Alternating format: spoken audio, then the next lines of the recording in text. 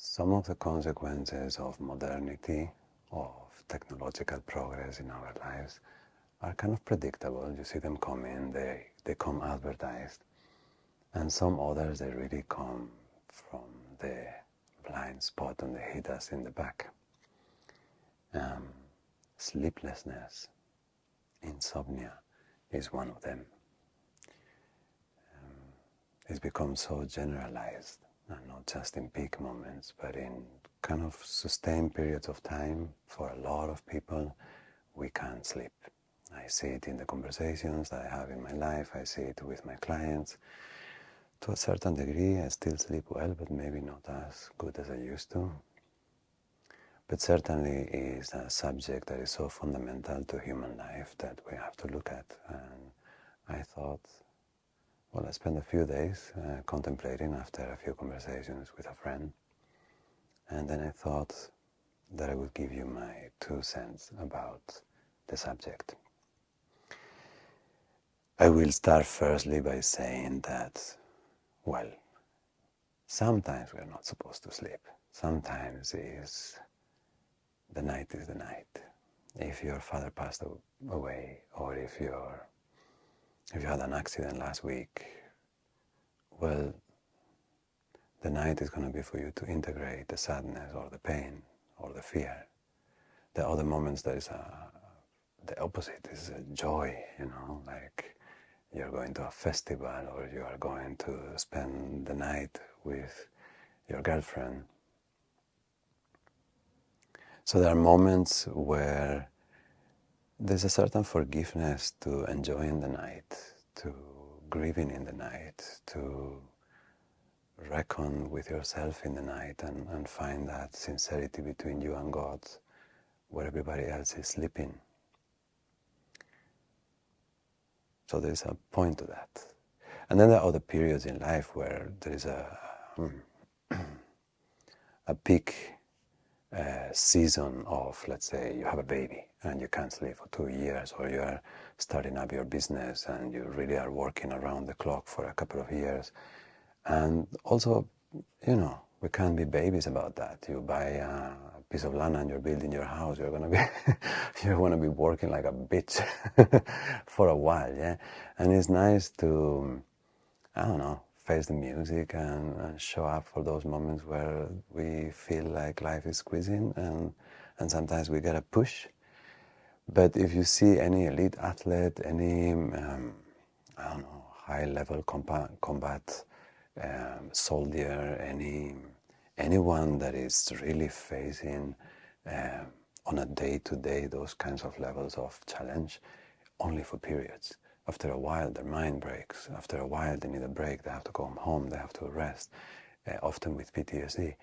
So it's important to know that rhythm that we sometimes set for a small period of time, for a particular pressure, to respond to a particular pressure, we can't really push it beyond that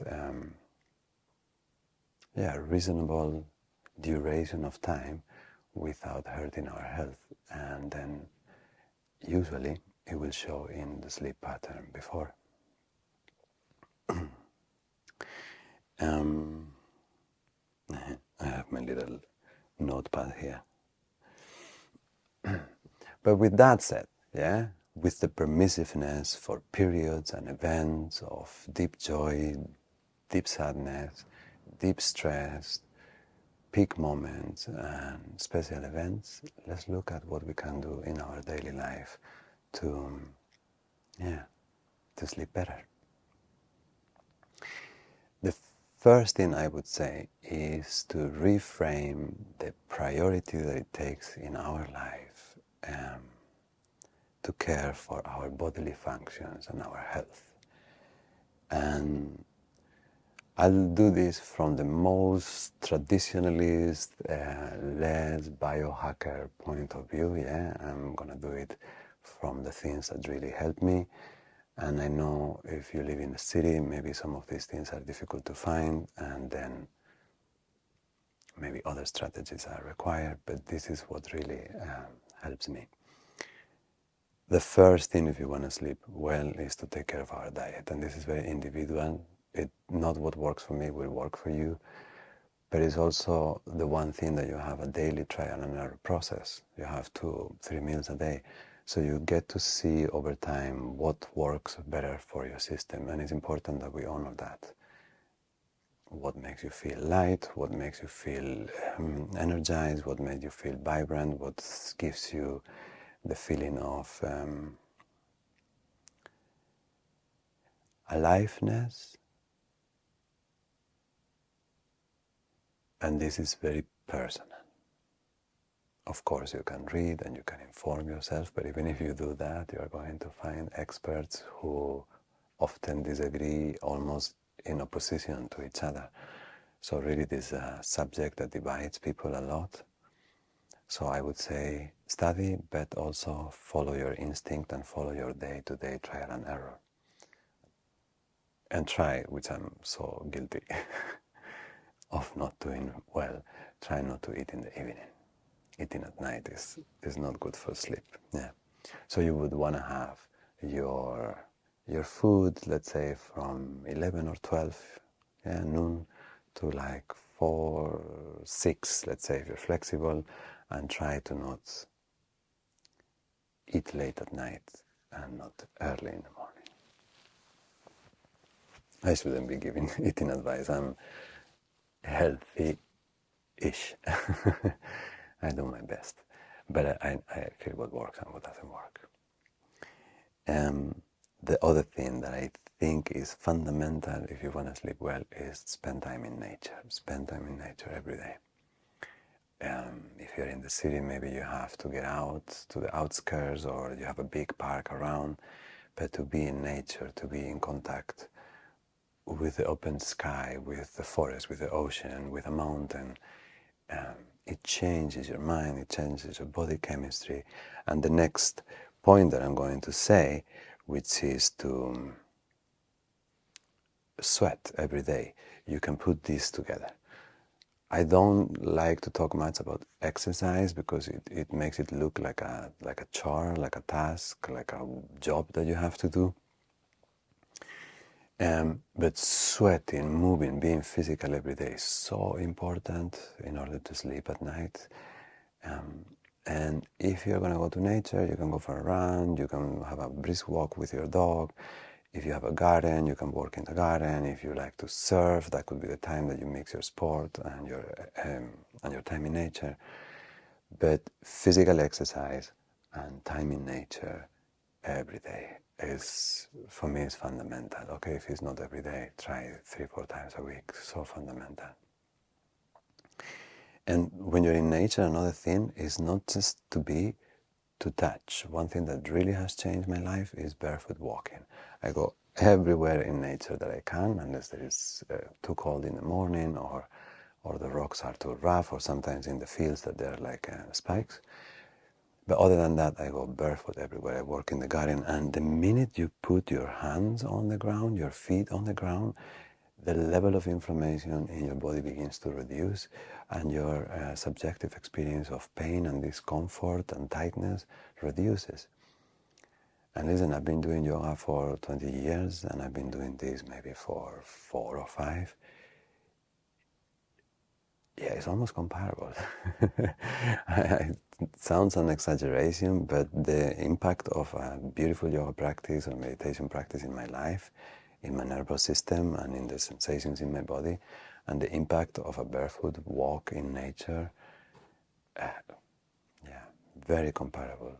Both, of course, complementary, but so important to touch the planet. Touch the planet every day if you can. This, to the degree that is possible, as free from the device as possible, and especially in the evening. I wouldn't be able to give you the full scientific explanation of it.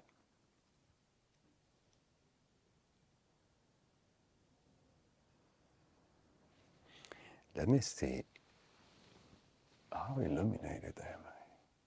We started with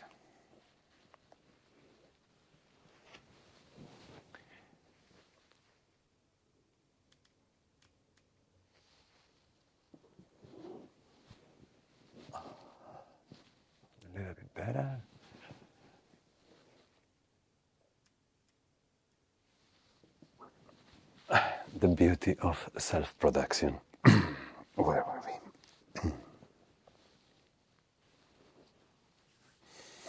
Where were we? Where were we? Yes, the screens.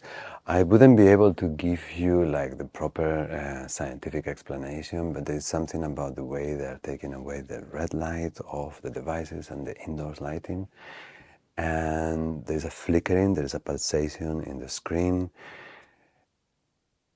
The eyes are a prolongation of the brain and they directly affect the nervous system. So I wouldn't be able to explain you in detail how this works, but being a lot in the phone fucks up your brain. That would be the short, the long story made short, and especially in the evenings.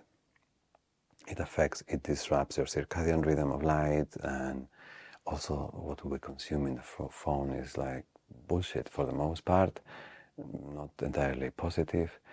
So once again, I'm guilty of this, but if you're having trouble sleeping, if you can switch off, disconnect from the device, as soon as possible in the evening, and play music or read a book or stretch or do yoga, go for a walk, or even if you use the phone for all the other things that the phone can do, don't look at the screen as much as possible.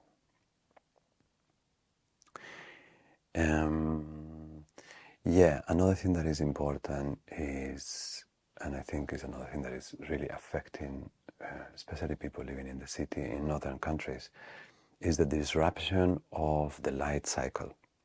And because we have inserted artificial lighting in our cities, we have separated ourselves from this cycle, which is, for us in our biology, it determines our circadian cycle. I feel out of my depth. Research this. Basically, the inner clock doesn't know where the fuck we are, when the fuck we are in the cycle. So at the time that we go to sleep, it's disrupted. So to the degree that it's possible to have a good ecology in your life when it comes to light, and of course when it comes to sound, it's really difficult if you live in a very noisy environment or very dirty environment. So that would be another angle to take notice of. How natural your lighting feng shui is, and how according to those light rhythms you are able to sync. And this is a difficult one. I know for many people with the life that we have, often we spend a lot of time in artificial light, and a lot of our dark hours become illuminated, and a lot of our supposedly light hours become also artificially illuminated because we are indoors. So, one of the reasons we can't sleep. And of course, when it comes to all these departments, what you can refine and improve in your diet, in your environment, with your supplements, with your light, then you have this whole biohacking industry, and you have red light therapy, and you have the cold baths, and you have all the different supplements, not just for your body, for your brain. There's so many things that help. There's so many things that seem to help. There's so many opinions. I think, of course, if you have the means and you can investigate a little bit, it would be silly to not help yourself with something simple that you can easily find available, and it's a good solution for you. So again, trial and error. But one of the risks that we run with all these solutions to substitute the original solutions, the good diet, the time in nature, the space to live and eat well, is that we are putting patches without actually healing the wound. So oftentimes this makes people quite neurotic in a way, because you are like looking for the solution that is going to fix the problem, and is like always shifting, so the target is always moving, and you're kind of like in this hunt for the perfect next fix. So that's why I don't put a lot of energy there, and I put much more energy in the traditional methods, because it would drive me crazy if I had to research every day with which combo of this and that I need to take, which light, which frequency, which hack. Yeah, it's a little much. We have a dog that is going to do a little special guest presence. You wanna come here, baby? Come. Come. Maybe we have space for both of us. Come. I usually don't let you sit on the red, eh? So this is special. Oh, this is so special that you are with me, baby. This is super cool. Hello. Oh. Okay, more. Yeah, so at the level of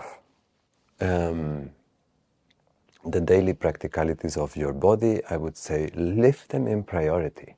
If you're not sleeping, lift your body's needs as a higher priority in your life. Take care of,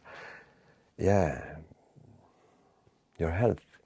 And I don't do that, generally speaking, by going to the doctor and take blood tests and doing tests. This is not, I don't like it. So if one day my health is suffering that way and I need to go more Western style, I don't know. But I like to do things more by paying attention to my rhythms, to my diet, to my exercise levels, to my yoga practice, if I'm like stiff and like feels heavy at night. So I would take care more on prioritize and then be very near to your physical life so you feel what needs to be tweaked. Yeah. So at least in that department I would say that. So once we have a good general sense of health and we are taking care of our diet and of the basics that our biological structure needs for life, then we would have our life's practicalities, mainly our relationships, I would say, because almost everything in life that you do in your daily life has to do with relationships to someone mostly, to something, but something will be usually representing someone eventually. Yeah. So one thing that I would say, if we want to sleep well, is to end our conflicts in love. To go through your day and look through the conflicts that you went through. And those who require an apology, we apologize. And those which require forgiveness, to forgive. To try to end all the conflicts of your day in love. That helps to sleep. Yeah. To look at the situation and the circumstances in your life, this is a big one that doesn't let people sleep. And see if those circumstances that we set for 1 year or 1 month or 3 years, okay, I'm building my company, I need to go push hard. Okay, 5 years, I'm building an empire. But those circumstances that were supposed to be really tough for a period, if they have not exceeded their expiration date, if it's not becoming longer than what it was supposed to be, if I have not realized and all of a sudden I'm living from the office to the gym, to the bar, to the club, and I'm doing that for way too long. And then my sleep pattern is telling me before my health tells me that I need to slow down. And this is true sometimes for people with very successful careers and a lot of spark and creativity and a lot of want and a lot of enthusiasm and sometimes a lot of ambition. So There it would be like, can you push the brake every so often so the whole car doesn't break and you can keep driving at nice speed, but a little slower. So I would look there.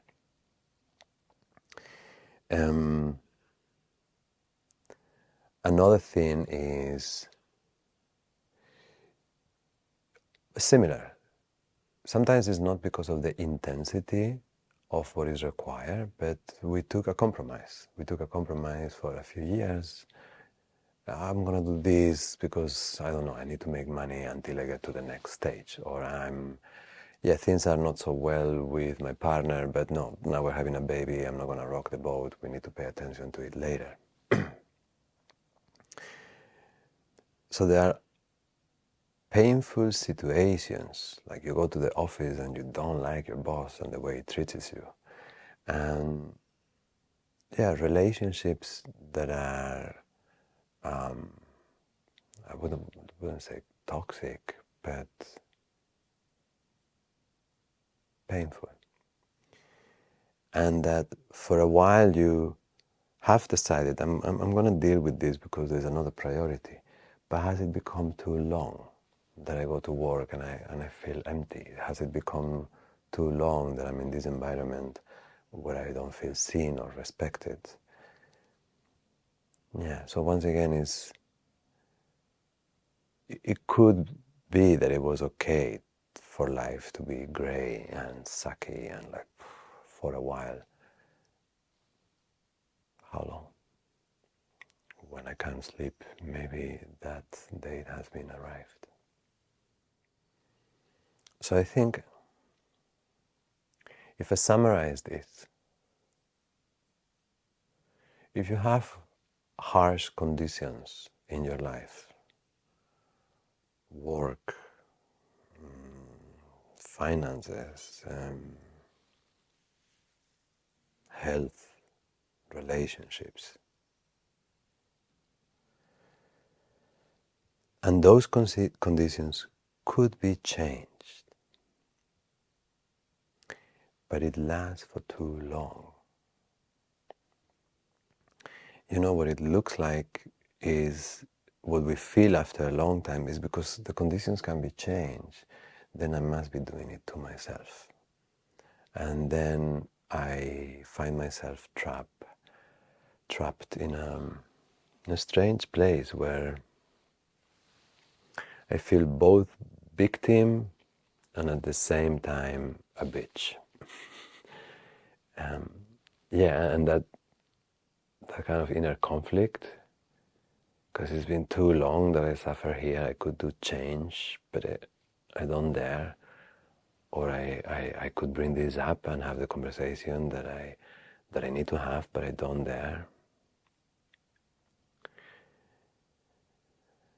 So their sleeplessness would be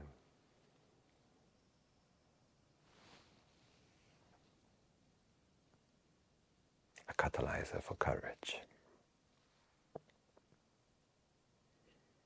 A signal that is no longer possible to ignore, and therefore you gotta look at it, and you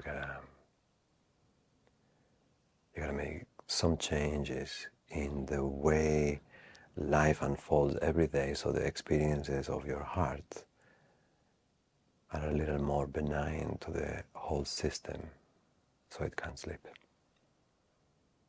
If or during we are doing all of this, where we are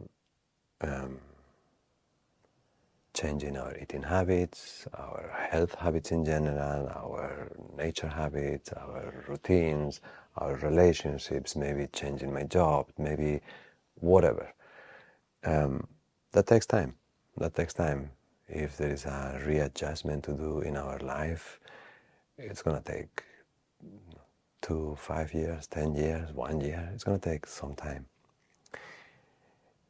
And then by the time we get there, another challenge will be there. So we're always, off balance and returning to balance and tipping off balance. So as we do this, one thing that is always useful is to reframe your mind in the face of the concepts through which it evaluates life experiences. And when it comes to sleep, it's I think it's almost essential, because the feelings that we're going to have when we can't sleep are going to be worry, are going to be anxiety, are going to be fear, are going to be a sense of pointlessness or meaninglessness. And all those are fundamental human emotions that don't have always to do with the relationship to the moment to moment, to the life to life, but it has to do with the contextualization that we do of what it means to be human in this experience. So looking at the way the mind frames reality and oneself, for me is very useful. For me it's necessary. I have to do this all the time. Hello, Licker. So I'll mention some of the main feelings and how I reframe my mind around them. Not always successfully, often unsuccessfully, but what I try. When I was young, I remember to worry about the future, the present, and the present towards the future, and the feeling that I was not living enough, that I was not doing enough, that life was running through my fingers. I don't feel that anymore, but I have many years, and I will have this feeling that I should be doing more, to be bigger, to be better, to get further. I don't know what I thought. I mean, the environment pushes to feel that way, yeah? But yeah, so I remember having these years where I felt like I was missing something. And now that I'm a bit older, I realize, of course there are always projects and things that keep you in a certain direction and give you the enthusiasm to continue. But life really is in the moment to moment to moment. So if you feel like you are not living and experiencing enough, simply connect with this moment. Connect with someone. Connect with an animal. Pause a little bit and take this breath with, this breath is you. This moment is you. No one else in the universe can have the perspective that I'm having from here, that you're having from there. No one else. So if that experience is not experienced, in a way you can think it goes waste. And that's the waste that sometimes we feel when we feel like we're missing life, like we're wasting, but we're wasting here. This is the moment that we're wasting for not being present. So that chased me for a number of years, and that brought me to yoga and meditation. But if you feel that you're not living enough, it's not enough experiences. It's being here, being present. Another thing is when we worry that we are not enough. Like thoughts of being little, of self-criticism, and this is a super catch-22. I have had this as well. Because you're not good enough, but you're certainly good enough for you to be talking about you in your head the whole fucking day and just telling stories to yourself about why I'm not good enough. So it really is kind of like an oxymoron, this deep insecurity that we sometimes have, because I'm so small that I need to talk about myself to myself the whole day in my head.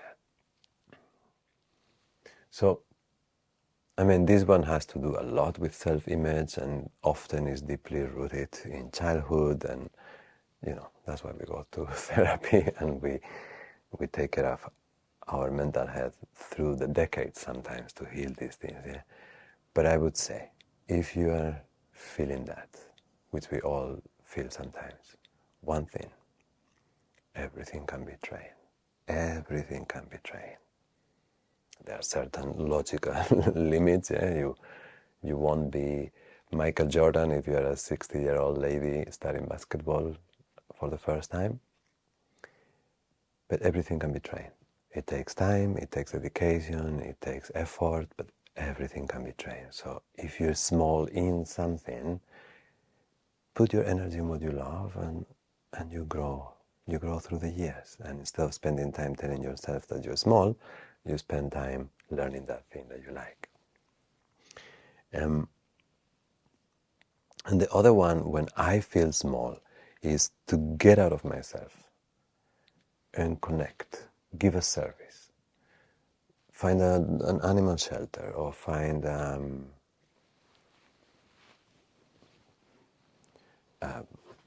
retired people home that needs some volunteering, or I don't know, visit a friend, invite someone for dinner. But find a little bit of an exit of this moment where the narrative is so insistently self-involved, by opening up to something or someone else. It's kind of like stepping out a little bit of your bubble. And if you do that, the narrative of being so small, it tends to disappear. First, because you have to pay attention to something else, so you don't have the time to say the words in your head. But also the other person is going to mirror you something different. I don't know, you meet with a friend, or you meet with a cat, or with some sheep. I don't know, animals are not normally going to mirror an ugly you. No, especially if you're caring for them. That rarely happens. Sometimes we can't sleep because of the past. We can feel resentful or remorseful. Someone should not have done what they did, or I should not have done what I did. And a healthy dose of this is important, so the actions don't repeat. It is important to feel remorseful and feel like, fuck, I fucked up. And it's important to say, what he did was not good. What he did was not kind, and that should not be done. But when the events begin to be far back in the rear mirror, they don't belong here. They have already done what they have to do. They have already affected us and others in the way they have to affect us. And they've already created the pain and the lesson that I might learn from them. And if it is something that I had to go through, maybe by going through some hardship, I've changed. And if I fucked up and I know it, I have also changed. So looking at the past and letting it go, and being able to forgive others and ourselves, not so much as an altruistic act of moral superiority or moral virtue, but as a simple understanding of basic emotional survival. Just, why carry it? Why carry it?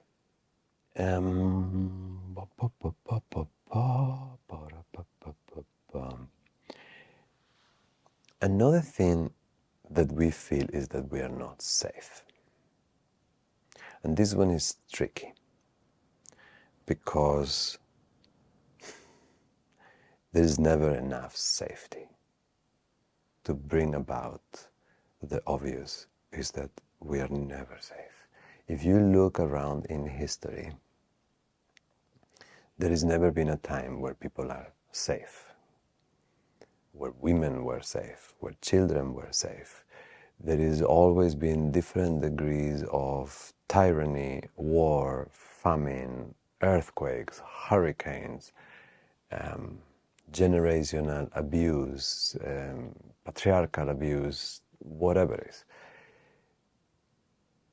Life is not a safe experience.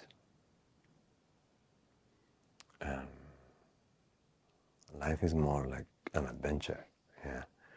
And if you think about it, comparatively speaking, even if I'm, uncertain about my rent or my job, or I don't know, I have surgery at some time in the future, man, compare when have we been as safe as we are now, and we still don't feel safe. So one thing that I'm trying with this is to apply this advice that you internalize that life is hard so deeply that you don't see it anymore. I don't remember where I heard it, but it's really useful to face life like a wild adventure where there is dangers everywhere, and that's both the tragedy and the fun. But yeah, to not feel that to feel safe I need that there is no danger, that there is no challenge, that there is no difficulty, yeah? And I think chronic patterns of anxiety, they really confront us with this, because sometimes the person that is staying awake has certain serious responsibilities and difficult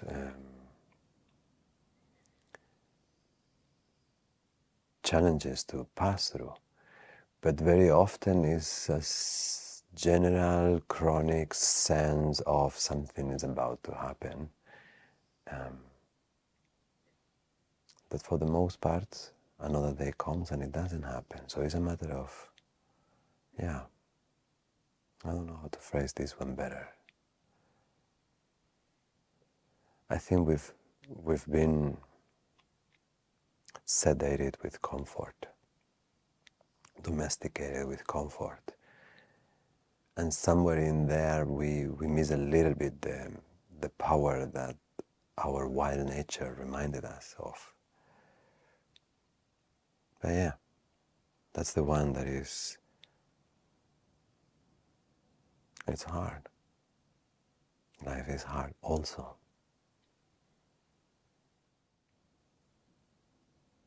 I take pause because this one is not an easy one for me. I'm a baby. And I fight and I hustle and I survive every day, but I also feel like, oh, I would like it to be easier. I have my moments like that, like everybody else, yeah. So as I give this suggestion, I make the mental pause to internalize it for myself. Another thing that comes at night is the pointlessness, the nothing matters, the why, you wake up in the morning, you move some boxes from the left to the right, in the afternoon you move the boxes from the right to the left.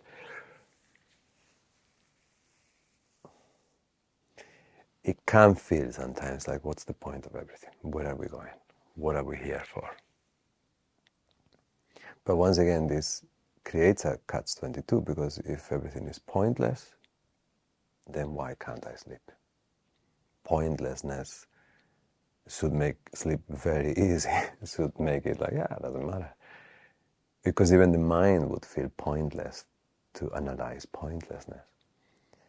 So I think the very question points at some sort of pointfulness. And I think the pointfulness has to do with what are we here for? What is life for? And I think people take a lot of time to give very elaborate answers, but it cannot be for anything else than to live it first, and then maybe something else. But it cannot be that we are here for not being here. Being present, being fully engaged with this moment must be the quintessential purpose of life, because that is what we are for. And that is what force. That is where we are dropped into a soup of experience. And it seems like almost everything that makes us suffer is when we separate ourselves from it, create stories, and find ourselves trapped in those stories. So I think the antidote to pointlessness is connection, connection with the moment, connection with the person, connection with the music, connection with your art. To live the moment so lived, to live it, to chew it and live it, not with hunger but with like devotion almost, so that even to look for meaning is absorbed by being. And the night can give this, the night can give this. There can be these sleepless hours where that's where you're awake, to pray, to connect with the higher purpose, to connect with the sense of meaning and depth. And maybe pointlessness is the starting point. I don't answer towards meaning with such high philosophies as I tried when I was younger. This is full. This moment is full, as it is.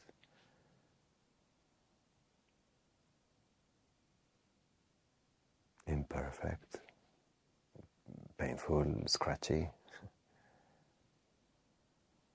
short of something always, too much of something, but it's perfect. And this whole thing, I think the general thing with all of this is that you reframe your mind to connect yourself with your wants more than with the fears in front of the wants. So this panic in the night, the anxiety, the fear, the worry, the remorse, the resentment, whatever it is, it points at what you don't want. So reframing the mind in those hours or during the day, what is it that this is signing? What is it that I want to experience? What is it that I miss? What is it that I long for? And then put intention, attention, cultivation, devotion towards that. First, awareness of what the desire is, past the fear, connection, safety, care, love, meaning, I don't know, whatever the feeling is. And instead of seeing the darkness, in the darkness of the night, instead of seeing that which prevents me from to really connect with what I want and I desire and my heart is longing for. So I think that's a general direction of how to reframe your mind. And then I think now we have another one. To finish this. I think we have another reason why we can't sleep. I think we are, you know, when you like animals feel like something is about to happen and they are restless. I think we've entered there. I think there's too much pain. There's too much pain everywhere. The experiment of our civilization. You know, we were going for food for everybody and shelter for everybody and healthcare for everybody and let's be able to travel and let's be able to call grandma. And there was this moment that we thought that in all this evolution of humanity, we would get to the point that we were going to be safe, that we were going to be thriving, happy, content, and safe. And I think we passed the line. I think the picket fence house with the family with 3 pretty kids and nice neighbors,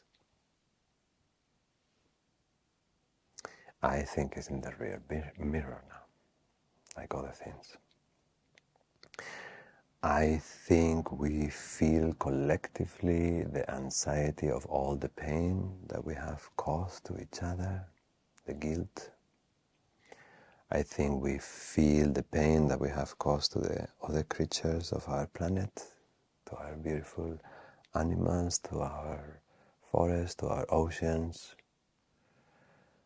I think we feel the weight of war. I think we feel something is changing and we miss a world that is disappearing in between our hands.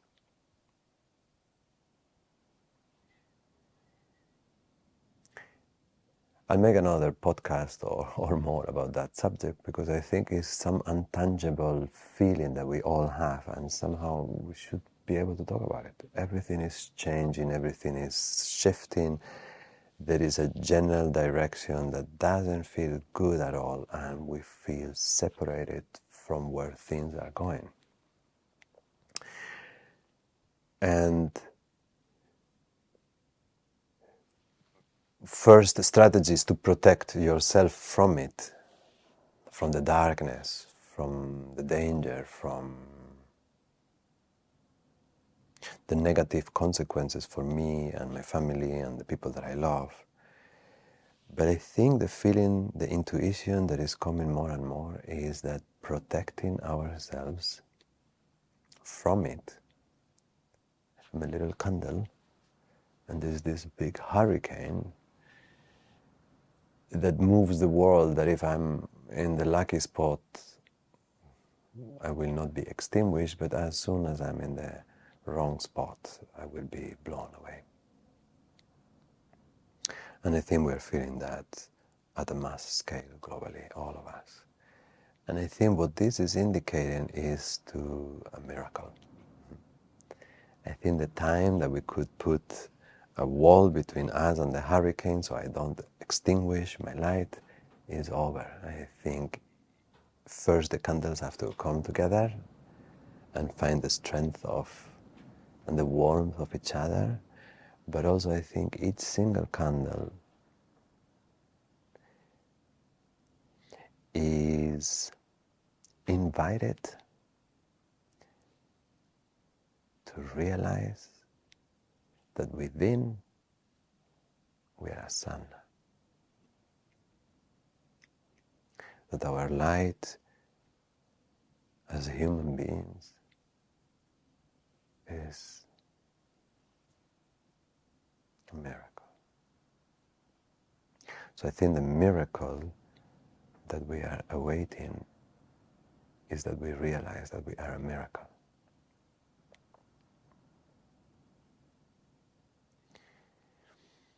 Will it be enough to take this crazy civilization of us off the cliff? Will it be enough to save our friends, to save our planet? Not save our planet, but to find a way to coexist with it that makes both of us happy. Will it be enough to,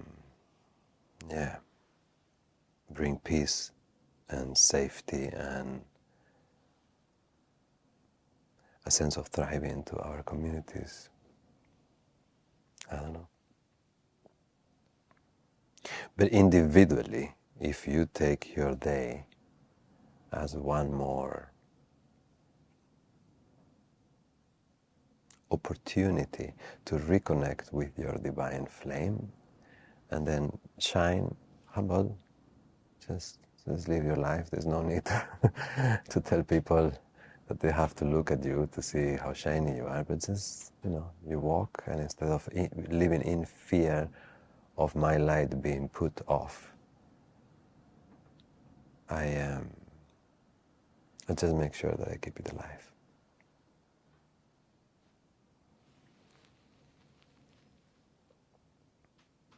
But I think for that reason, I think it's kind of good that some of us are not sleeping,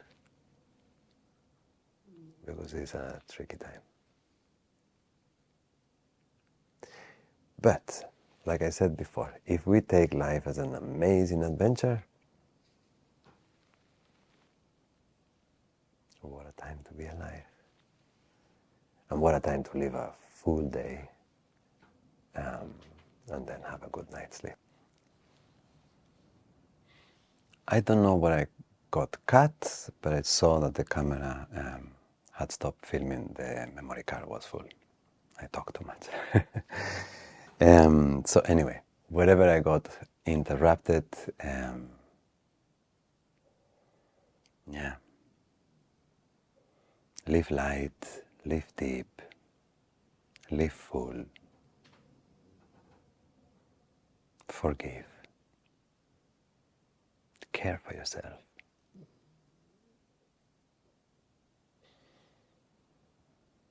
And then let yourself fall into the night. I'll put up as well yoga practice to prepare us for sleep. It helps. And besides all that I said, it helps to have a nice, soft evening practice. So I'll upload one a few days after this chapter. Not a chapter! It is an episode! Thank you for listening.